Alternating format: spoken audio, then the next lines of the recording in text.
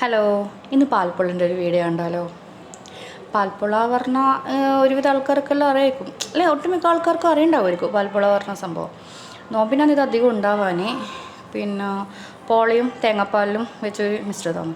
തേങ്ങാപ്പാലിൽ പഞ്ചസാര, കുറച്ച് ഉപ്പ്, നമ്മുടെ മധുരത്തിനനുസരിച്ചുള്ള പഞ്ചസാര ഇടണം, പിന്നെ കുറച്ച് ഉപ്പ്, പിന്നെ പൂവമ്പഴം അല്ലെങ്കിൽ മൈസൂർ പഴം, ഇതിലേതും ഇടാം. എനിക്കിപ്പോൾ പൂവമ്പഴമാണ് കിട്ടിയിട്ടുള്ളത്, ഞാൻ പൂവമ്പഴം ഇട്ട് അത് ഇട്ടിട്ട് കൈ കൊണ്ട് നല്ലോണം നിരടണം. നമ്മൾ സ്പൂണോടൊന്നും ഇളക്കാൻ പാടില്ല, കൈയോട് നല്ലപോലെ നിരടി എടുത്ത് കഴിഞ്ഞാൽ അതിൻ്റെ പാലിൽ പഴവും കൂടി മിക്സായി കഴിഞ്ഞാൽ നല്ലൊരു ടെക്സ്ചർ വരും, അത് നല്ല ടേസ്റ്റാണ്.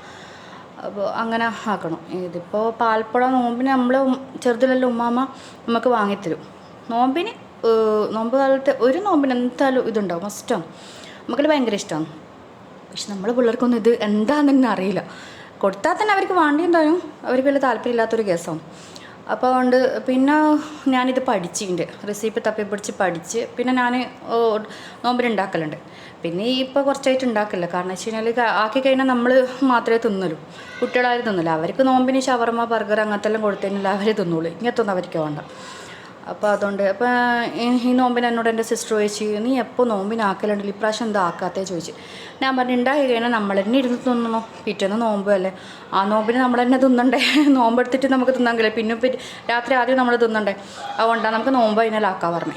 അങ്ങനെ ഞാൻ നോമ്പ് കഴിഞ്ഞിട്ട് ഇപ്പോൾ ടൈം കിട്ടിയാക്കാനും വേണ്ടിയിട്ട്.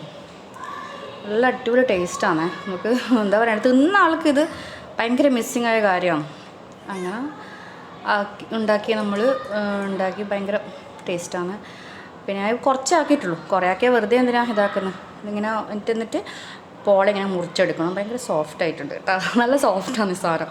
ഇതേപോലെ ഒരു പ്ലേറ്റിൽ വെച്ച് ആ പ്ലേറ്റിൻ്റെ മേലയിൽ 2-3 സ്പൂണ് ഈ നമ്മളെ പാലിൻ്റെ മിശ്രിതമില്ലേ അതിൻ്റെ മേലയിൽ ഇങ്ങനെ ഒഴിച്ച്, അപ്പോൾ അത് ഒഴിച്ചപ്പോൾ ആ പോള ഈ പാലൊക്കെ തന്നെ കുടിച്ചെടുക്കും, വറ്റിച്ച് വരും, പഴം മാത്രമേ അതിൻ്റെ മേലെ കാണും. അപ്പോൾ നമ്മളത് കൈ കൊണ്ട് നിരടുമ്പോൾ ആ പാലെല്ലാം ഇങ്ങനെ പുറത്ത് വന്ന് ഭയങ്കര രസമാണ് തിന്നാനും വേണ്ടി, സൂപ്പർ ടേസ്റ്റാണ്.